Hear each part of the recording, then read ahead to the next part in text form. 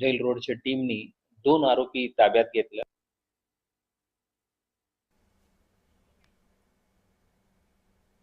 आणि युद्धाच्या ज्वाळा भारतापर्यंत आल्या, पंतप्रधानांची भूमिका काय? इस्रायल-इराण युद्धावरून संजय राऊतांनी थेट पंतप्रधानांना सवाल केला.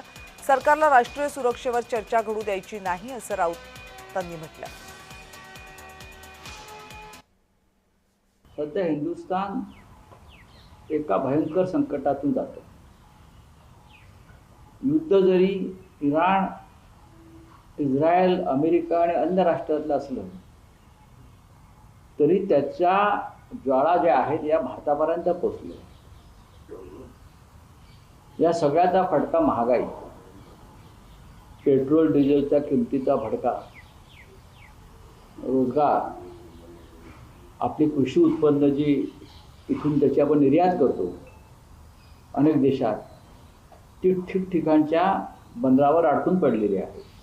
आणि भारताची नक्की भूमिका याच्यामध्ये काय आहे?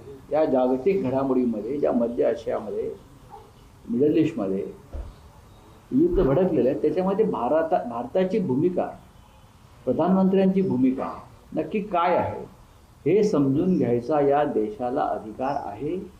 आणि त्याच्यावर चर्चा ही देशाच्या संसदेमध्ये व्हायला हवी. त्यात विरोधी पक्षाचं काही चुकतं असं वाटत नाही, पण सरकारला कोणत्याही राष्ट्रीय सुरक्षेच्या मुद्द्यावर देशात चर्चाच घडू द्यायची नाही. आणि भाजपच्या नवनाथ बन यांनी राऊतांना प्रत्युत्तर दिले. युद्धाच्या काळातही भारत जगातील सर्वात सुरक्षित देश आहे असं म्हणत नवनाथ बन यांनी संजय राऊतांवर जहरी टीका केली.